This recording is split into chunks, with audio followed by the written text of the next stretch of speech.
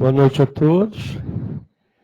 Já sei de um casal que está conosco pela primeira vez.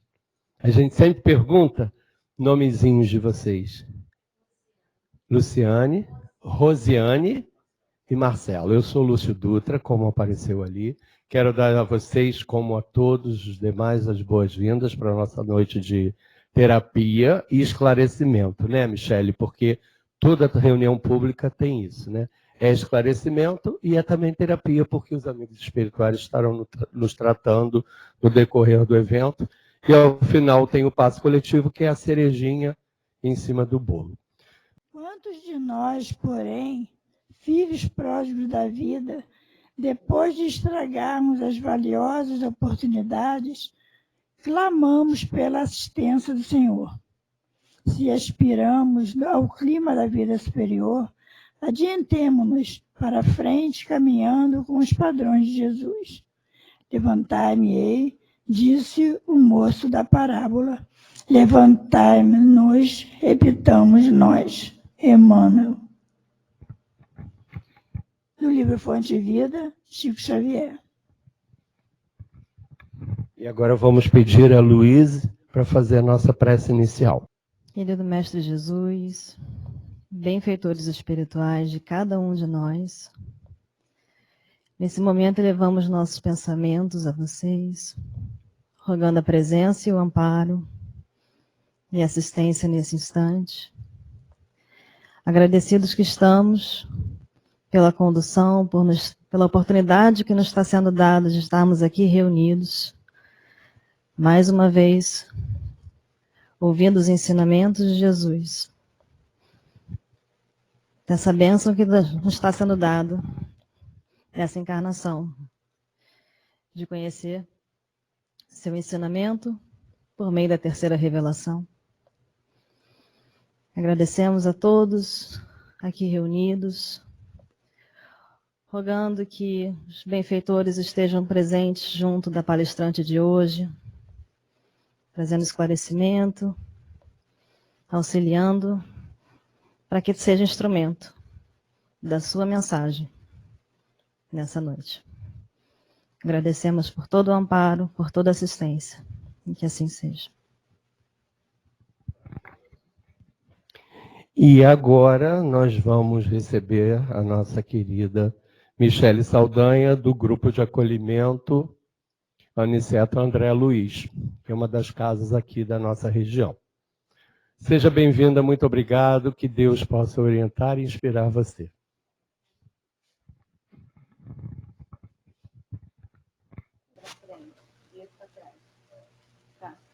Então vamos lá, boa noite novamente. Mais uma vez eu agradeço o convite de estar aqui no Renascer para esse encontro de grande reflexão, principalmente para mim, que quando a gente fala, né, a gente tem que prestar muita atenção no que a gente está falando. Então a gente fala e tem que ouvir. Então, para mim, esses momentos, esses encontros são de grande aprendizagem. E hoje eu escolhi esse tema para a gente estar conversando um pouquinho e refletindo sobre o assunto que é a parábola do filho pródigo. Conhecida por algumas pessoas, por alguns estudiosos, como a parábola dos dois filhos. E nós vamos entender o porquê, né, de algumas pessoas darem esse nome, a parábola dos dois filhos, ao invés de ser a parábola do filho pródigo. Então, vamos lá. Então, tá bom. Então, vamos falar um pouquinho sobre a parábola do filho pródigo. Antes de falarmos sobre a parábola, de contar um pouquinho, né, dessa história, que tem significados muito importantes, vamos entender o que é uma parábola, por que Jesus falava por parábolas, para que a gente possa... Tá bom. Então, vamos lá, gente. O que é uma parábola?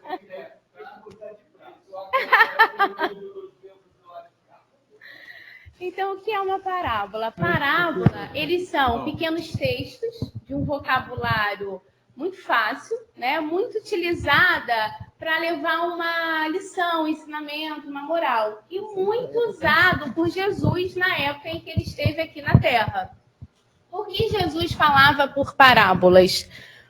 Porque através de um texto simples, de uma fala, né, de fácil entendimento para as pessoas da época, ele conseguia passar para quem o ouvia um ensinamento. E esse ensinamento, é claro, de acordo, né, com os desígnios de Deus, porque esse era o objetivo dele, usar de parábolas para que ele pudesse estar falando com o povo através de histórias daquela época, como muitos personagens que ele utilizava, levando o povo a refletir sobre a sua vida, sobre as suas atitudes e comportamentos, e o que, né, a misericórdia divina, a bondade de Deus poderia estar levando para esse povo, de mudança em suas vidas. E Jesus, um ser iluminado, de grande inteligência, ele sabia exatamente como chegar no coração das pessoas. E ele, através de contos, né, de narrativas breves, de fácil entendimento, ele levava uma mensagem de Deus.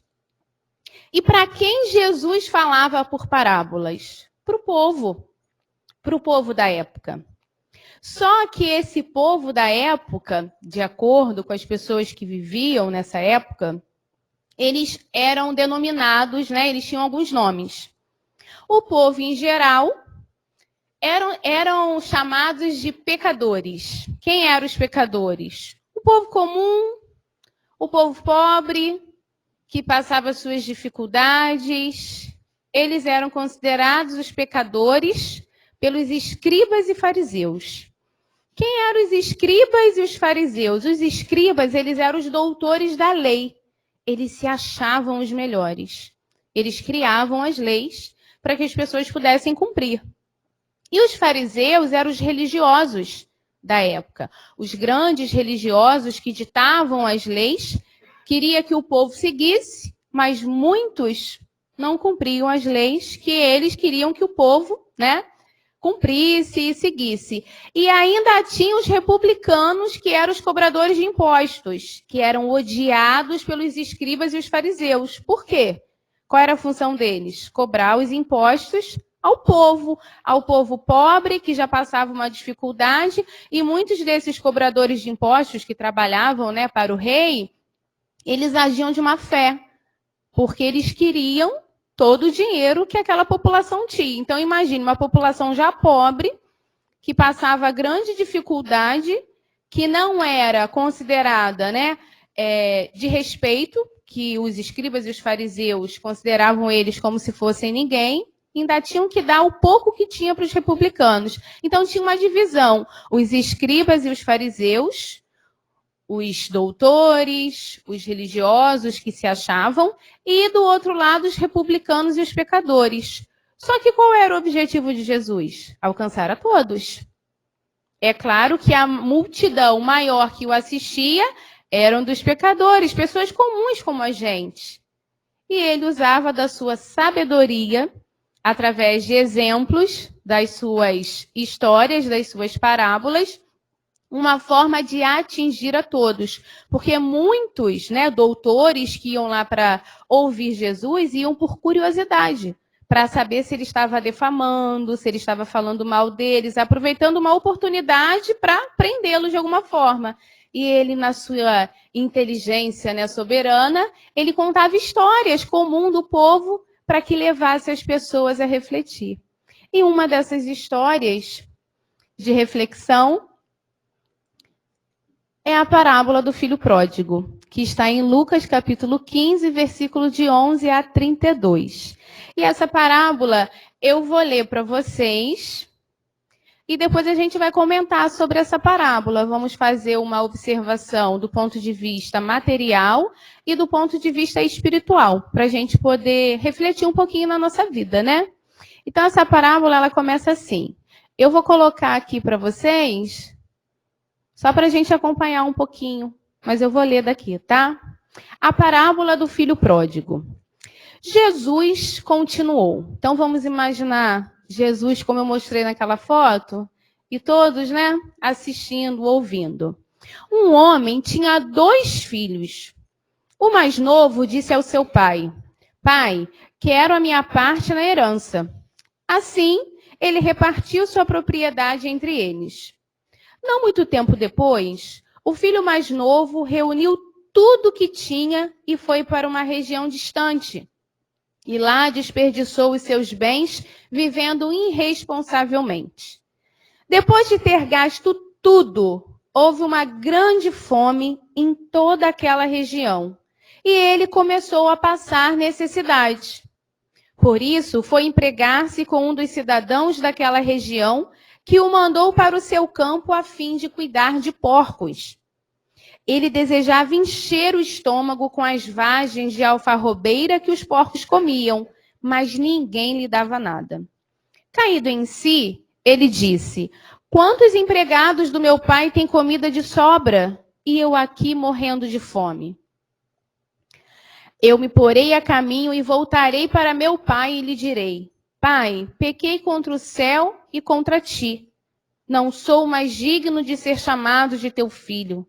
Trata-me como um dos teus empregados. A seguir, levantou-se e foi para seu pai. Estando ainda longe, seu pai ouviu, e cheio de compaixão, correu para seu filho e o abraçou e beijou. O filho lhe disse: Pai, pequei contra o céu e contra ti. Não sou mais digno de ser chamado teu filho. Mas o pai disse aos seus servos: depressa, tragam a melhor roupa e vistam nele. Coloquem um anel em seu dedo e calçados em seus pés. Tragam um novilho gordo e matem-no. Vamos fazer uma festa e alegrar-nos, pois este meu filho estava morto e voltou à vida, estava perdido e foi achado. E começaram a festejar o seu regresso. Enquanto isso, o filho mais velho estava no campo, e quando se aproximou da casa, ouviu a música e a dança. Então chamou um dos seus servos e perguntou-lhe o que estava acontecendo. Este lhe respondeu: seu irmão voltou, e seu pai matou o novilho gordo, porque o recebeu de volta são e salvo. O filho mais velho encheu-se de ira e não quis entrar. Então seu pai saiu e insistiu com ele. Mas ele respondeu a seu pai: olha, todos esses anos tenho trabalhado como escravo ao teu serviço e nunca desobedeci as tuas ordens. Mas tu nunca me deste nem um cabrito para eu festejar com os meus amigos.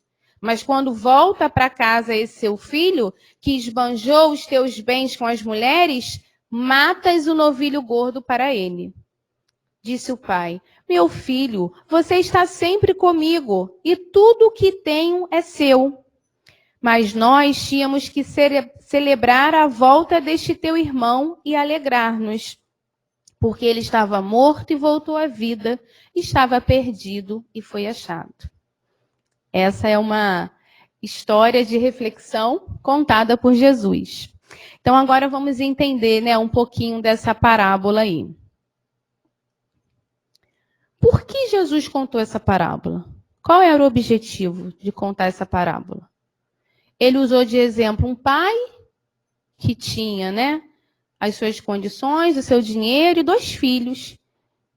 E um desse seu filho, o mais novo, resolve chegar para o pai e pedir herança.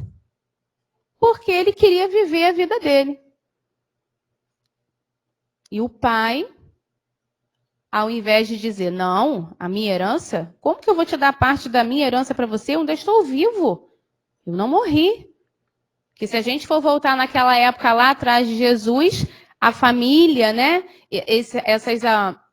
essas aldeias que eram pequenas, essas pessoas que viviam um com o outro, eles davam muito valor à família. Então o pai era o soberano dentro da casa. Os filhos, mesmo se casassem, viviam ali, um ajudando o outro. E o filho mais novo, do nada, resolve pedir ao pai a herança e ir embora dali. E o pai, amoroso, bondoso, sem negar para o filho, dá a parte da herança dele, divide entre os 2 filhos. E o outro filho mais velho, nada fez, só assistiu o que estava acontecendo. Em nenhum momento chegou para o irmão mais velho para dar conselho, para levar ele a refletir sobre o que ele estava fazendo. por que ele estava querendo fazer isso e simplesmente se calou. E o pai toma essa atitude, né? E ele vai viver a vida dele de uma forma que não foi boa, porque no final das contas, que a gente não sabe o tempo que foi, mas é uma história para a gente refletir, ele cai em si, né, pelas escolhas dele, pelo livre-arbítrio dele, e ele vê que ele não fez, né, uma escolha boa. Ele poderia ter progredido, ele poderia ter seguido um caminho de luz, mas o livre-arbítrio dele levou ele ao fundo do poço. E essa história, essa parábola mostra isso, né?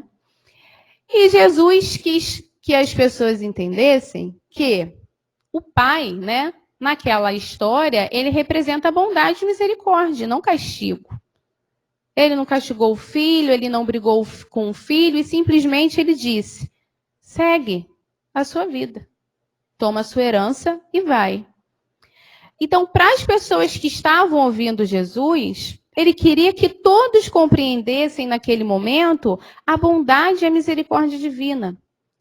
Que as pessoas refletissem sobre a sua vida, sobre as suas atitudes, sobre os seus comportamentos, sobre os erros e acertos, e se arrepender do que viesse fazendo de errado ou praticando de errado. Desde que esse arrependimento fosse verdadeiro, fosse do coração. Porque aí sim o pai o estaria esperando de braços abertos, como fez quando ele voltou. Então, nesse momento de retorno à casa do seu pai, foi um encontro com Deus, dentro dele mesmo, porque ele se arrependeu verdadeiramente da escolha que ele fez. E ele retornou para a casa do pai dele. E o pai dele o recebeu de braços abertos. Nessa história também, além da bondade e da misericórdia divina, existem outros itens que nós precisamos refletir. Primeiro, sobre a imutabilidade divina. O que significa isso? Que as leis de Deus não são modificadas pelo homem. As leis de Deus são as leis naturais. Então, nenhum ser humano, em seu livre-arbítrio, tem poder para mudar as leis de Deus. Aí Deus, na sua infinita misericórdia e bondade, ele nos possibilita o livre-arbítrio, a liberdade de escolher entre o bem e o mal, entre o certo e errado, e viver a nossa vida. Mas ele é justo. A justiça também é divina. Ele não castiga, mas ele é justo. E nessa justiça divina, nós podemos falar da lei de causa e efeito, que toda ação tem uma reação. E não foi a culpa de Deus, não foi a culpa do Pai, foi a culpa de quem? De quem escolheu seguir aquele caminho. Então, o livre-arbítrio dele, as escolhas dele, o levou a uma vida de sofrimentos. E durante muito tempo, ele sofreu. Primeiro, ele estava no auge da alegria, porque ele pegou aquele dinheiro maravilhoso e gastou tudo que tinha. Com bebidas, com farras, com mulheres, e não fez nada de produtivo. E todo mundo estava junto dele, porque ele tinha dinheiro, né? Tinha condições para isso. E quando tudo acabou, aí ele foi esquecido, humilhado, e ele ficou sozinho. E quando diz que ele foi, né, cuidar de porcos, e sentia vontade de comer a comida dos porcos, olha o que os porcos comiam. Lavagem. Então você imagina que condição chegou aquele ser. E nessa condição que ele chegou, no popular, nesse fundo do poço, ele caiu em si. E foi um momento de arrependimento verdadeiro, quando ele viu que as atitudes dele o levou àquela situação. Aí nós temos a lei da causa e efeito. E o que ele fez? Vou voltar para a casa do meu pai. Vou pedir perdão a ele, não para ele me chamar de filho, mas para que ele me aceite até como um empregado dele, Porque os empregados do meu pai trabalhavam, né, tinham o seu salário, eram pessoas dignas. Então, ele voltou também com humildade. E quando ele chega na casa do pai, o pai o recebe como filho, de braços abertos. E aqui nós falamos da lei do progresso. Porque o progresso está para todos na Terra. Qual é o objetivo das encarnações? Evolução do ser, evolução do espírito. Então, todos esses itens que eu falei aqui, que eu dei como exemplos, nós temos na parábola do filho pródigo.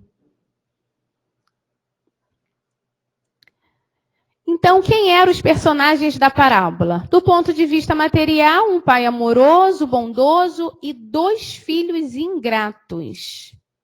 2 filhos egoístas. E a gente vai entender um pouquinho, né, o porquê disso. Comportamento deles. O filho mais novo não quis nem saber do pai. Eu vou viver a minha vida, meu pai, minha família, que fique por aí. Ele se afasta, né, do pai e vai viver uma vida materialista. O outro filho está lá juntinho do pai, fazendo tudo que o pai manda, servindo a ele, mas quando surge o primeiro impasse, que foi a volta do irmão que gastou tudo e que voltou, né, pedindo perdão ao pai, ele se mostra totalmente o quê? Egoísta, rancoroso, invejoso, orgulhoso. E fica com raiva do pai. Por que você está aceitando esse de volta? Se ele pegou a parte dele da herança, foi embora, gastou tudo e agora volta, e ele se revolta contra o pai e contra o filho. Então, olha só, o filho mais velho, que estava ali junto do pai, seguindo tudo que o pai falava, mas na primeira situação de embate, ele se revolta. Então, será que ele estava realmente ali de coração? Então, são 2 situações, né? O filho pródigo, o filho mais novo e o filho mais velho. Então, algumas características dos personagens são o pai misericordioso, bondoso e justo, o filho mais novo, ambicioso, indisciplinado, esbanjador, que são características, né, do pródigo, e o filho mais velho, egoísta, invejoso, vaidoso e orgulhoso. Porque a gente percebe que em alguns momentos da história, ele se mostra assim com o pai, né? Então, ele reclama com o pai, da atitude do pai e também do irmão que voltou. E do ponto de vista espiritual, quem seria o pai? Deus. E os filhos? O filho mais novo e o filho mais velho, a humanidade e suas imperfeições. Então, Jesus usou daquela parábola para mostrar a todos que estavam prestando atenção, ouvindo, fosse fariseus, escribas, republicanos ou os pecadores, que todos são imperfeitos, que ninguém é melhor do que ninguém. Que nós temos as nossas qualidades, mas também nós temos os nossos defeitos. E nós precisamos cuidar disso, observar isso, as nossas atitudes, os nossos defeitos e procurar mudar. Então, ele pegou de exemplos para que as pessoas daquela época pudessem, né, estar refletindo sobre isso. E trazendo essa história para o nosso dia a dia, para a nossa vida, para os nossos relacionamentos uns com os outros, nós nos perguntamos: quem somos nós nessa parábola? O filho mais novo ou o filho mais velho? Porque nós podemos ter comportamento do filho mais novo e também do filho mais velho. Então, olha quantas reflexões nessa historinha simples, que a gente pode até usar na escola, né? Para trabalhar com crianças. Que Jesus queria nos mostrar, através de ensinamentos simples, levar as pessoas a refletirem sobre os seus comportamentos, sobre as suas atitudes, sobre os seus relacionamentos uns com os outros. O que estamos fazendo das nossas vidas? Como estamos vivendo? Como estamos nos relacionando uns com os outros? nos sentimos seres superiores aos outros, porque às vezes temos mais conhecimento, mais estudo do que o outro, e por causa disso eu sou superior? Não. Nós temos que pensar de dentro para fora, na nossa mudança, na nossa reforma íntima. E essa parábola fala muito sobre isso. Então, vamos entender algumas frases dessa parábola para que a gente possa refletir. Aí agora eu vou voltar. Voltei muito. Volta no início para mim, por favor. Agora eu vou voltar aonde está o texto, mas eu tenho aqui só para a gente poder refletir, tá? Então vamos lá. A parábola do filho pródigo. Na parábola do filho pródigo, no 5. Pode deixar que eu passo. Aqui, na parábola do filho pródigo, eu destaquei algumas palavras, algumas frases, para que a gente possa entender um pouquinho essa história. Nessa parábola, quando diz assim, um homem, 2 filhos. Nós sabemos que aqui o homem é Deus e os 2 filhos é a humanidade imperfeita. Quando diz assim, pai, quero a minha parte da herança. Nesse momento aqui, o filho mostra que, através do seu livre-arbítrio, ele escolheu seguir a vida dele. Então, quero a parte da minha herança, livre-arbítrio. O filho mais novo, ele vai para uma região distante e desperdiça os seus bens vivendo de forma irresponsável. O filho mais novo, ele pode ser considerado como um pecador. E quando diz que ele vai para essa região distante e desperdiça tudo vivendo de forma irresponsável, ele está no mundo das ilusões, dos prazeres temporários que o distanciaram de Deus. Ou seja, ele se afastou da sua essência divina, da sua centelha divina. E ele foi viver no mundo materialista. Ele se afastou da herança espiritual e foi gastar a herança material. E ele desperdiça tudo. No momento que diz aqui, né, que depois que ele gastou tudo, ele passou por uma grande fome. A gente pode dizer nesse momento que essa grande fome representa quando ele foi no fundo do poço. Quando ele não tinha mais nada e ele realmente se afundou ali. E ele começou a ter a fome espiritual, a necessidade do espírito. E ele começou a perceber ali, através da dor, ele começou o seu despertar espiritual. E a primeira atitude que ele tem, vou tentar um trabalho. E nesse trabalho ele vai cuidar de porcos.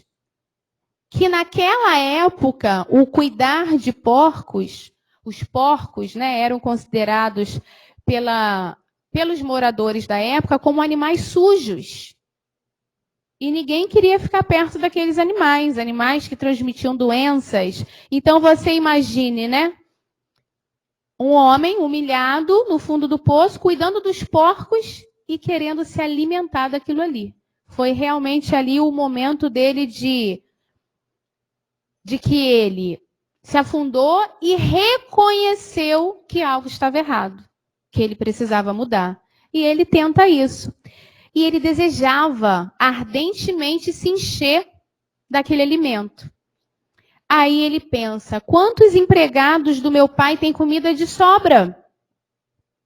E eu aqui morrendo de fome.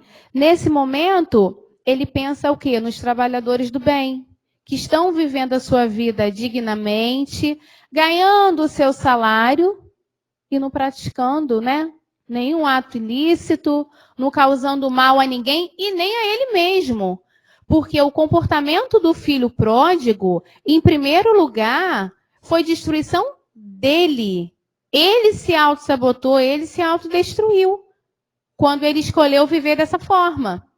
É claro que tinha um pai, tinha um irmão, tinha os familiares envolvidos, mas o principal responsável, né, por essa dor dele, por tudo que aconteceu com ele, foi ele mesmo.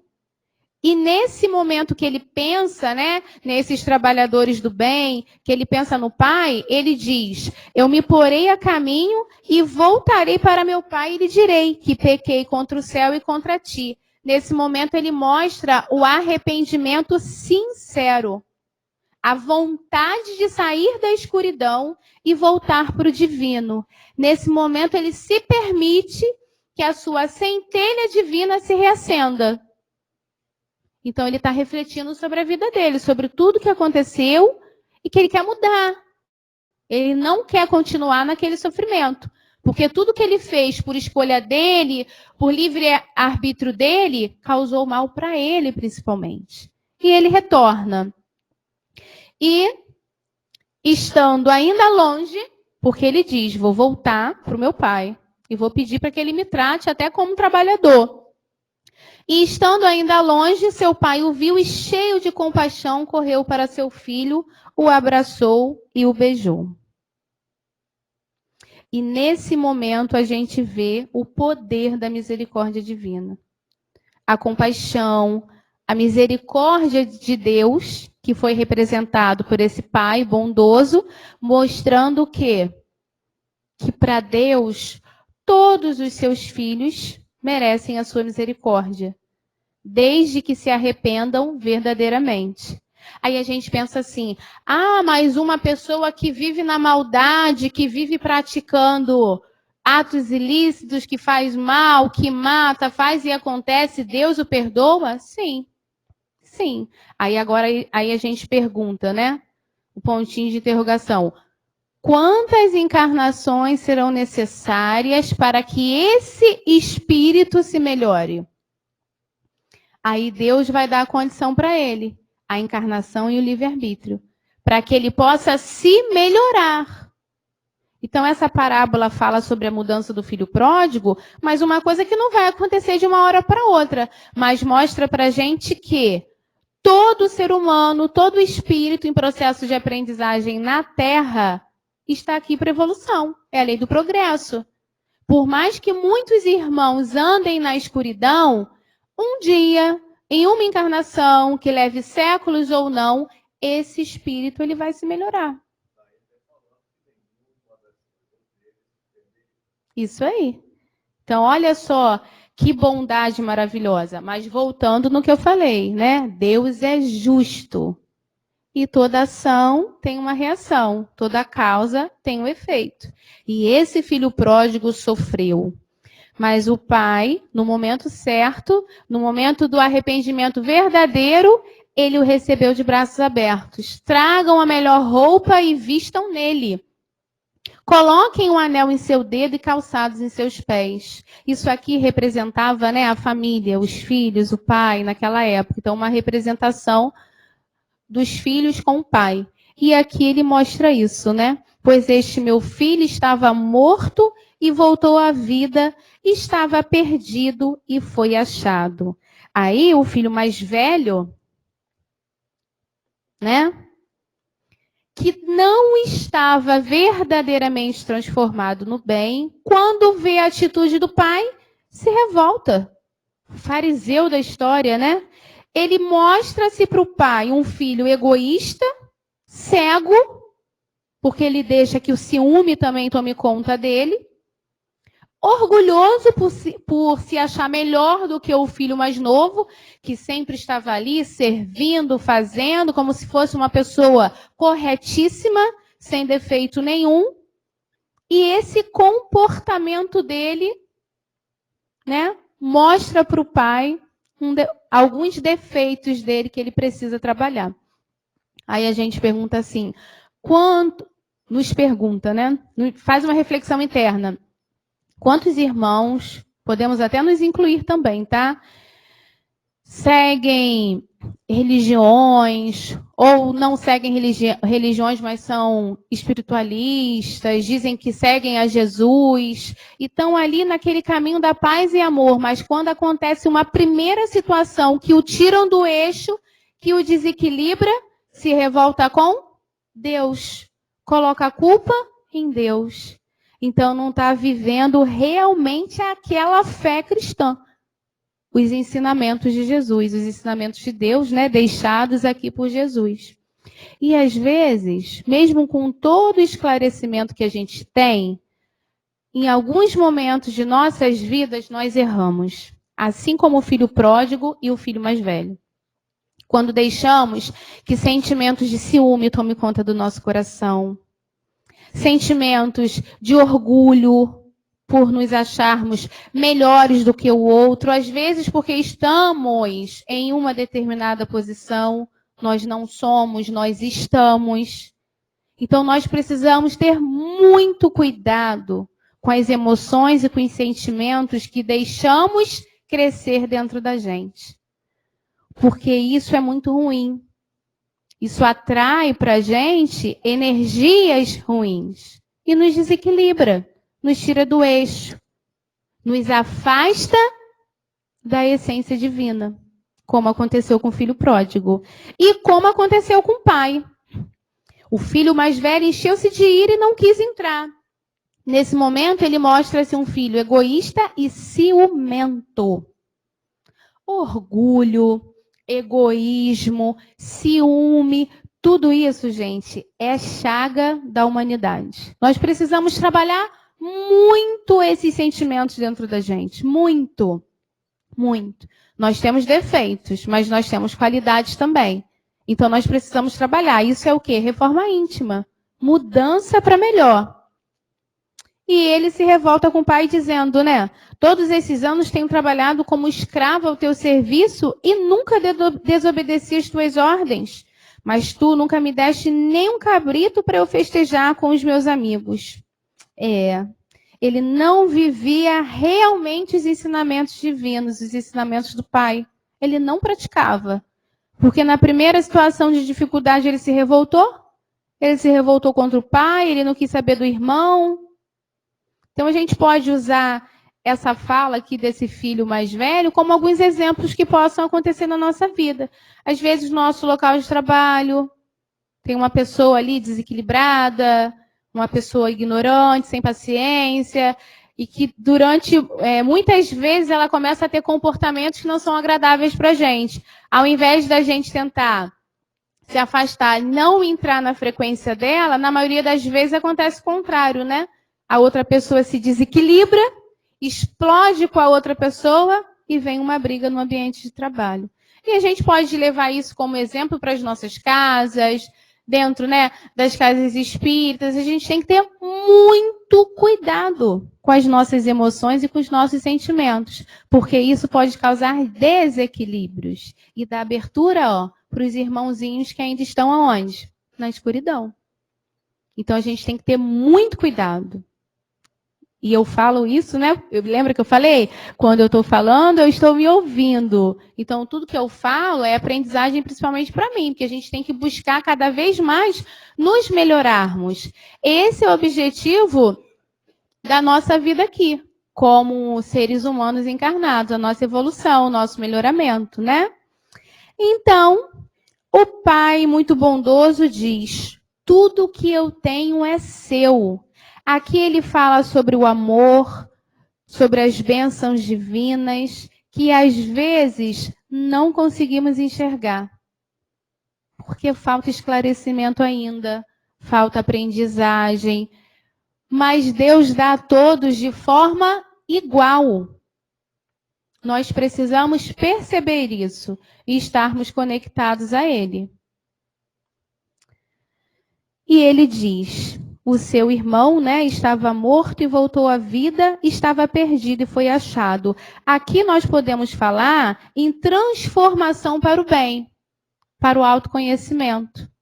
Então, esse filho, né, que resolveu seguir uma vida materialista e que se afastou de Deus, da sua herança espiritual, em um momento da vida dele, ele reconheceu tudo isso. Mas o que ele não precisou passar para reconhecer isso? E o outro filho que estava ali sempre com o pai, em um momento, né, de impasse, de dificuldade, que ele viu acontecer, ele também teve um comportamento ingrato com o pai. um comportamento egoísta, de ciúme, mas o pai, na sua infinita bondade e misericórdia, ele perdoa os 2 filhos. Porque o que ele realmente queria ensinar? O amor. Assim como é um grande ensinamento de Jesus, como foi e como ele nos deixou. O verdadeiro amor, esse sim. Então, ambos os filhos erram, mas todos recebem amor e compaixão. E assim somos nós, aqui na Terra, vivendo e aprendendo, errando, reconhecendo o erro e buscando seguir o caminho do bem, sem errar novamente. E assim vamos nos construindo, nos transformando. Isso é reforma íntima. Isso é transformação. E é isso que Deus quer da gente. Que cada vez mais nós possamos nos melhorar como seres humanos e como espíritos que somos, nesta encarnação. Aprender, fazer o bem, para que essa bagagem, que é o bem em ação, vá com a gente no momento do nosso desencarne. Porque o material, ele vai ficar aqui, para quem ainda tem que estar aqui. E o que o espírito leva? Tudo aquilo de bom que ele construiu dentro dele. Tudo aquilo de bom que ele pode ensinar também para o outro. Essa bagagem ninguém tira. Ninguém tira da gente. Então, que possamos viver as nossas vidas, material é claro, porque a gente trabalha, a gente quer um momento de lazer, de passear, de estar com a família, com os amigos, mas nós não podemos deixar de nos cuidarmos espiritualmente. Então, precisa ter um equilíbrio entre o material e o espiritual, para que a gente possa viver em harmonia. Então, essa é uma mensagem muito importante da espiritualidade. E para terminar, vamos refletir. Por mais que erramos, teremos sempre a oportunidade de nos melhorarmos, seja pelo amor ou pela dor. E nós temos o exemplo aí, né, dos 2 filhos. Da humanidade inteira, né? Arrependimento, consciência dos nossos erros, necessidade de reajuste para trilhar o caminho do bem. Nem sempre nos mostramos fortes para as mudanças que precisamos fazer em nossas vidas. Por isso, um período de reajuste para que consigamos uma verdadeira transformação espiritual. E foi isso que aconteceu com os filhos, principalmente com o filho pródigo, né? Essa mudança maravilhosa. Então, nós precisamos ter coragem para mudar. E coragem significa agir com o coração. Então, eu espero que esse encontro de hoje possa ter sido um momento de reflexão para a gente possa pensar um pouquinho, né, sobre o que estamos pensando, falando e agindo. E o que podemos fazer para nos melhorarmos. Porque é isso que Deus quer da gente. Melhora, né? Mudança para o bem. Muito obrigada.